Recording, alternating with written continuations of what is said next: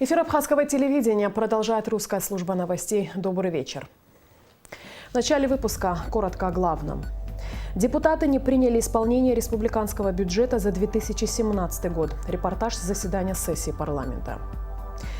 Мобильный комплекс в действии. У жителей Абхазии появилась возможность сдать документы на обмен паспорта, не выходя из дома. Вечер памяти поэта. В Кумфуломе исполнилось бы 90 лет. Депутаты парламента не приняли проект закона Республики Абхазия об исполнении республиканского бюджета за 2017 год. Такое решение принято сегодня на очередном заседании сессии Народного собрания. Кроме того, депутаты рассмотрели 16 основных и 2 дополнительных вопроса повестки дня. Ирина Аршба с подробностями.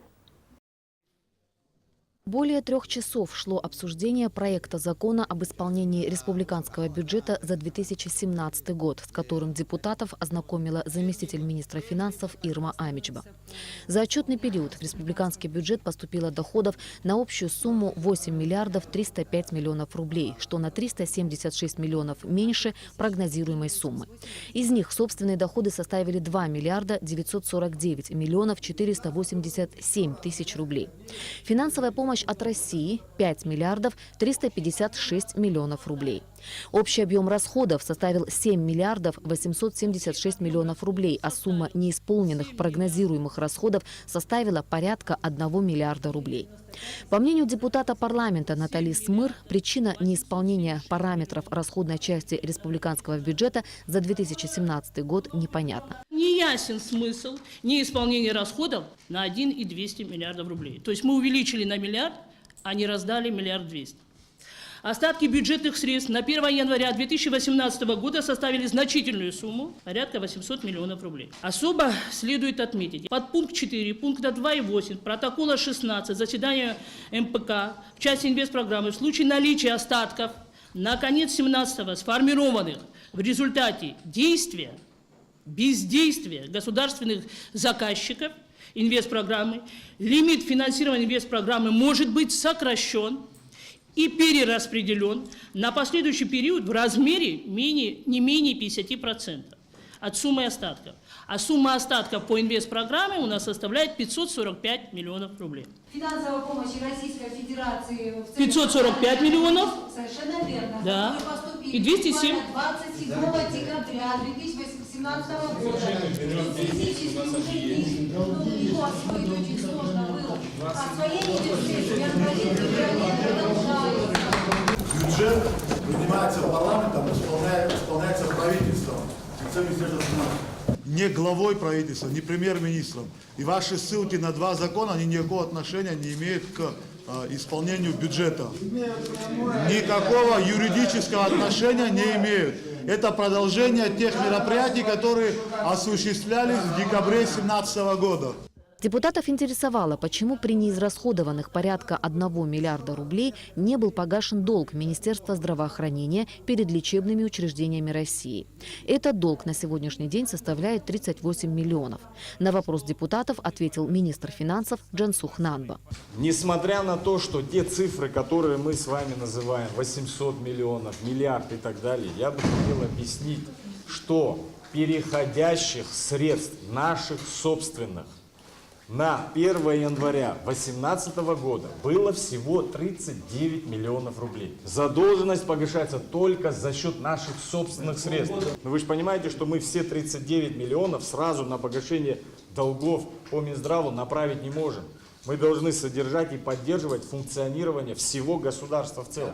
В итоге, в результате бурного обсуждения проекта закона об исполнении республиканского бюджета за 2017 год большинством голосов не был принят. Депутаты парламента Абхазии направили данный документ на проверку в Генеральную прокуратуру Абхазии. После перерыва в заседании депутаты ратифицировали соглашение между правительством Абхазии и правительством России о взаимном признании образования и квалификаций. Благодаря этому соглашению качество образования в Абхазии практически приравнивается к качеству образования России. И теперь любой диплом, выданный на территории нашей страны, будет действителен и в Российской Федерации. На заседании сессии парламента депутаты также в окончательном чтении приняли проект закона о медали «За победу», придав ей статус юбилейный. Несколько объектов госсобственности решением депутатов включено в дополнительный перечень объектов, подлежащих приватизации. Среди них гостиничный комплекс «Абхазия» в Гагре и база строительных материалов в Сухуми. Еще в начале заседания депутаты Дмитрий Дбар и Астамур Тарба внесли предложение включить в раздел «Разное» еще два вопроса. Проект постановления о поручении контрольной палате Абхазии осуществить проверку эффективности и целевого расходования бюджетных средств, выделенных на содержание парламента, и постановление о приостановке перевода земель из категории в категорию. Последний вопрос вызвал среди депутатов бурную дискуссию. В итоге было решено доработать постановление и только затем принять окончательное решение. Если мы всю страну застроим гостиницами и прочее, и при этом будем кормить отдыхающих чужой продукцией, ничего не получится. Если мы продолжим вот так, как сегодня было, да, это не осуждая никого, то через 10 лет у нас земель вообще не останется. Вот это имели авторы проекта. Если нужно доработать, а доработать нужно, давайте мы это отложим, пригласим экспертов, выработаем концепцию, а без нее никак нельзя. Последним депутаты рассмотрели проект постановления о поручении контрольной палате Абхазии осуществить проверку эффективности и целевого расходования бюджетных средств, выделенных на содержание парламента. Это не делается против персонально кого-то, тем более против нашего спикера. Вы тем более сами говорите, что были одним из инициаторов этого. То есть тут много наших коллег это хотели сделать, и это будет, да, как пример, то, что мы постоянно проверяем другие ведомства, и то, что мы проверим себя и людям покажем, что мы прозрачно работаем и рационально тратим как бы народные деньги, в этом ничего плохого я не вижу. Отчет о проверке, согласно постановлению, контрольная палата Абхазии должна представить в парламент не позднее 1 июля. Ирина Аршба, Алексей Агухава, Тимур Гогохия, Абхазское телевидение. Сегодня премьер-министр Абхазии Геннадий Гагулия представил коллективу Министерства финансов вице-премьера, министра финансов Джансуха Нанба. Об этом сообщается на официальном сайте Кабинета министров Абхазии. Представляя нового руководителя, глава правительства выразил благодарность исполняющей обязанности министра финансов Ирме Амичба за проделанную работу. Со своей стороны Джансух Нанба поблагодарил президента и премьер-министра за доверие, которое было ему оказано. Несколько месяцев назад МВД Абхазии ввело в эксплуатацию мобильный комплекс по приему документов на получение и обмен общегражданского паспорта гражданина Республики Абхазия и вида на жительство. Теперь у жителей нашей страны появилась возможность сдать документы на обмен паспорта, не выходя из дома. Согласно постановлению Кабинета министров страны, необходимо произвести обмен старых общегражданских паспортов гражданина Республики Абхазия на новые образцы до 31 декабря 2018 года. Паспортные службы работают в усиленном режиме. Для получения паспорта нового образца минимизирован процесс сбора документов. Налажена современная электронная база данных граждан. Сотрудники работают по принципу одного окна. Все те, кто еще не заменил старые паспорта на новые, могут обращаться в паспортные отделы с 9 утра до 6 вечера ежедневно, кроме воскресенья. На сегодняшний день принято документов 75 тысяч на выдачу паспортов. Выдано более 62 тысяч. Находятся в состоянии получено в ПАИФ, это значит уже находятся они в паспортных столах по отделам, более 5 тысяч паспортов. 6700 паспортов на данный момент в обработке. В эксплуатацию введена новая услуга. Инспекторы паспортного подразделения выезжают по адресу требования во все города и районы республики и на месте осуществляют прием необходимых документов для получения или обмена общегражданского паспорта. Как отметил начальник информационно-технического отдела штаба МВД Эдуард Сергинава, услуга предоставляется людям с ограниченными возможностями, недееспособным, которые не могут выехать в паспортный стол для осуществления необходимых процедур. Данный мобильный комплекс оснащен всем необходимым оборудованием. Этот мобильный комплекс, он оборудован всем необходимым для того, чтобы принять документы на паспорт и также само осуществить его выдачу. Это все предусмотрено для людей с ограниченными возможностями. которые по состоянию здоровья не могут приехать в паспортный стол. На сегодняшний день уже обработано по разным районам республики более 30 человек. Для того, чтобы машина выехала, необходимо, опять же, повторюсь, родственникам либо представителю данного гражданина обратиться в паспортный стол по месту проживания. Оттуда приходит заявка к нам, мы выезжаем. Благодаря мобильному комплексу граждане республики могут сдать отпечатки пальцев и сделать специальное фото. Таким образом, для людей с проблемами дееспособности получается не только сэкономить время, решить много проблем с прибытием в паспортную службу, но и получить госуслугу на дому. На сегодняшний день это первый выездной прием с введением в эксплуатацию мобильного комплекса. Рената Шака, Тимур Гошба, Абхазское телевидение. Институт экономики и права Академии наук Абхазии совместно с Министерством экономики провели научно-практический семинар на тему «Эффективные инструменты взаимодействия государства и предпринимательства в республике». О каком именно взаимодействии идет речь в репортаже Ирены Джопуа. Участники научно-практического семинара выступили с докладами и дискутировали на тему теоретических и практических аспектов взаимодействия государства и бизнеса, о роли государства в формировании благоприятного инвестиционного климата, правовой базе в этом направлении и ее совершенствовании. По мнению директора Института экономики Заура Шалаша, вопросы взаимодействия государства и бизнеса необходимо подробно исследовать для эффективного развития бизнеса в Абхазии. В последние годы в Республике Абхазия разрабатываются различные концепции, стратегии, программы развития, социально-экономического развития Абхазии. Однако должного внимания в этих программах еще не получило именно нахождение оптимальных путей взаимодействия государства и бизнеса, который сдерживает успешное развитие предпринимательства в Абхазии и также не позволяет эффективному государственному управлению бизнеса в Абхазии. Эффективная государственная политика может формироваться только на основе тройственного союза при взаимодействии государства, предпринимателей и научного сообщества, отмечалось на встрече. Категорически недопустимы кабинетные решения, принимаемые в сфере экономики, которые не соответствуют текущей экономической ситуации, реальности.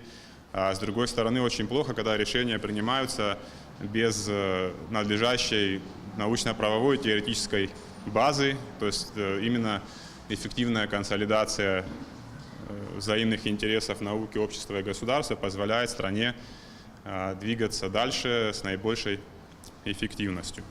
На научно-практическую конференцию были приглашены представители администрации президента. Так, начальник управления экономики администрации главы государства Ахра Аристава отметил важность развития современных тенденций в экономике и подчеркнул, что по этим вопросам уже есть соответствующие поручения президента Рауля Хаджимба, связанные с внедрением цифровых технологий, электронной экономики, развитием цифровых услуг. У нас есть на сегодняшний день продукт, связанный с современными технологиями, это карта и система АПРА. Также у нас есть казначейская система, но в то же время мировая тенденция требует от нас идти вперед. Значит, все, что связано с электронной экономикой, развивать услуги.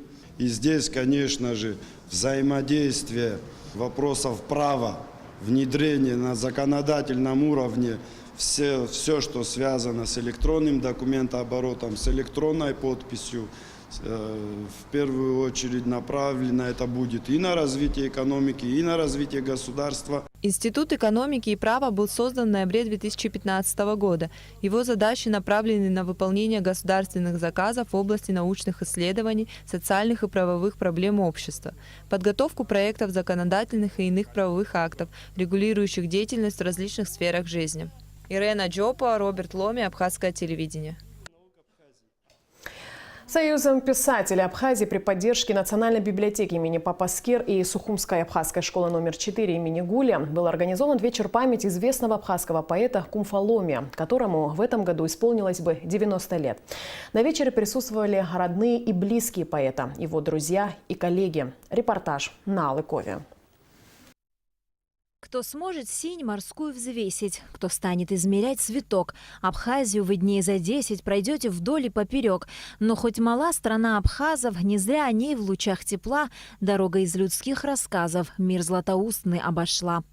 Так, мастер художественного слова Кумфломия в своих стихах воспевал горячо любимую родину. На литературной арене Кумфломия появился в то время, когда Абхазии было очень нелегко. Это конец 40-х годов прошлого столетия. Тогда представители абхазской литературы были репрессированы, многие отправились на фронт. Вместе с Кумфломия в абхазскую литературу тогда вошел ставший знаменитым абхазский поэт Алексей Ласурья. В воспоминаниях, сохранившихся в архиве абхазского телевидения, Кумфломия говорит об этом времени как об очень ответственном и непростом периоде.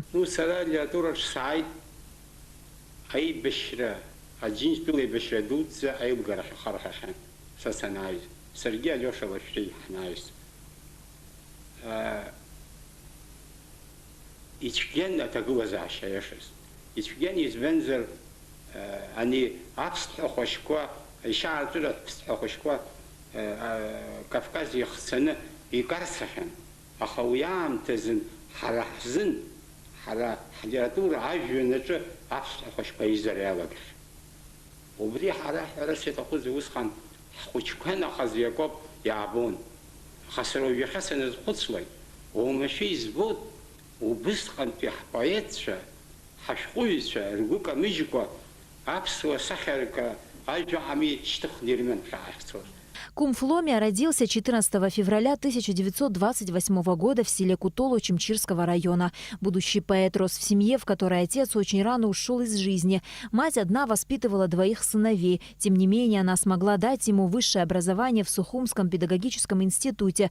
А в 1952 году он окончил литературный институт имени Горького в Москве. В разные годы Кумфломия работал заведующим отделом культуры и быта в редакции газеты «Апсныкапщ», секретарем редакции журнала «Алашара», редактором журнала «Амцабз». В 1957 году стал секретарем правления Союза писателей Абхазии. Это был справедливый и сильный руководитель, вспоминают его друзья и коллеги. Константин был одним из лучших работников Союза писателей за всю историю Союза писателей Абхазии. Она не короткая, длинная, сложная. Действительно был очень справедливым. И все, что требовалось по этому поводу, он выполнял четко, хорошо. В истории развития Союза писателей Абхазии он оставил свой очень заметный след. Писать стихи Кумфломия начал очень рано, и у него была особенно сильна гражданская лирика. Помимо литературы он активно занимался общественной деятельностью. Будучи секретарем Союза писателей, Кумфломия помогал молодым людям, которые начинали писать стихи или прозу. Он оставил память о себе как о добром, порядочном человеке, неизменно отзывчивом к бедам других. 27 лет, которые он провел на посту ответственного секретаря Союза писателей, я думаю, что это самая лучшая пора в жизни нашей писательской организации, потому что был человек, который думал обо всех, и каждый из писателей, он мог быть спокоен за себя, не только за себя, за выход книги или там за квартиру, всем этим он занимался. Каждый из них мог быть спокоен за свою семью. Он и знал, какие проблемы у кого в семьях, все. И пытался это все решить и решал. Вечер памяти Кумфломия прошел в теплой атмосфере воспоминаний о поэте. Говорили о значимости его творчества. Отрадно отметить, что поэзией в наше время интересуются не только старшее поколение, но и совсем еще юные школьники. Они бережно хранят творческое наследие нашего народа. Учащиеся Сухумской школы номер 4 с упоением декламировали стихи поэта, чем растрогали всех присутствующих. А я шла, что участвовала, и пша, а яша, отзыхешь, и дыр тупова. Мне, конечно, как дочке о нем говорить очень трудно. Лучший человек я в Абхазии не знала. Но хочу сказать о литературе. Если не будет культуры духовной, если не будет людей, которые будут это нести, как говорится, за теми поколениями, за старшими, которые, несмотря на многие трудности, которые перенес абхазский народ, пронесли абхазский язык, абхазскую литературу и довели до сегодняшнего дня, я считаю, что тогда мы можем сказать, что мы состоялись как государство. Произведения Кумфоломия переведены на русский, украинский, румынский языки. Поэт издал множество сборников на родном языке. Кумфоломия всегда выступал против вредных обычаев и предрассудков. Его не стало в 1999 году. Тогда не стало не просто поэта, а человека с большой буквы. На Алакове, Саида Гухава, Абхазское телевидение. 25 апреля делегация Абхазии приняла участие в 8-м международном форуме, посвященном годовщине Победы и 75-летию партизанского и подпольного движения во Второй мировой войне в Брянске. В составе делегации были Владимир Зонтаря, Сократ Джинджоля, Юрий Кураско, Николай Медвенский, Геннадий Цулая. На сегодняшний день этот форум считается одним из самых масштабных в России. Ежегодно в нем принимает участие более 250 делегатов из разных стран. Абхазия наряду с Южной Осетией и остальными странами участвовала во всех мероприятиях, организованных в рамках форума, в том числе и конференциях. Делегаты из Абхазии в своих выступлениях рассказывали об участниках Великой Отечественной войны из Абхазии. Было отмечено, что абхазские воины Кезым Агума, Лорик Маршан, Антон Аршба, Джота Абухва и многие другие были в партизанских отрядах. По словам участника делегации, советника президента Владимира Зонтаря, форум прошел на достаточно высоком уровне. В планах представителей Абхазии и впредь принимать участие в подобных мероприятиях. Была очень интересная, очень содержательная поездка. Нас встречали на самом высоком уровне. 2 директора департамента администрации Брянской области были закреплены за нами. Примечательно и вызывало определенное чувство воодушевления, что когда было возложение цветов, венков, республике Абхазия дали такую возможность после Российской Федерации сразу. И зазвучал гимн Республики Абхазия. Стоял наш государственный флаг среди других флагов других республик. И это еще раз подчеркивало, насколько значимо, важно признание Российской Федерации нашей независимости. Это чувствовалось везде, хотя многим это не нравилось, мы это чувствовали. Эта акция имеет большое значение и в идеологическом плане, и в информационно-политическом плане, и мы никогда не должны упускать такие шансы. Везде подчеркивалось, что Абхазия, она имеет свой статус, свою нишу занимает в истории Великой Отечественной войны и вообще в мировом политическом процессе. Поэтому мы получили огромное удовольствие. Все памятники и мемориалы в Сухуме будут приведены в порядок. Согласно поручению президента Рауля Хаджимба, в рамках подготовки к юбилейным датам в столице идут работы по устранению недостатков. Работы включают в себя покраску и устранение повреждений у памятников, а также уборку прилегающей территории. Также будет продолжена работа по облагораживанию парков столицы, посадки цветов. Чистим памятник, убираем. После этого красим памятник, постамент тоже будем сейчас чистить, убирать. Зеленые хозяйства будут убирать, будут чистить. И чтобы 9 мая встретили все чисто. В рамках мероприятий по празднованию юбилейных дат 25-летия Победы и 10-летия Дня международного признания независимости Абхазии и подготовки к курортному сезону глава администрации города Сухум Адгур Харазия распорядился каждую пятницу проводить уборку города. Кроме того, в эти дни работники коммунального хозяйства продолжают высаживать цветы. Столичная администрация обращается к жителям Сухума с просьбой поддержать инициативу и выйти на уборку родного города.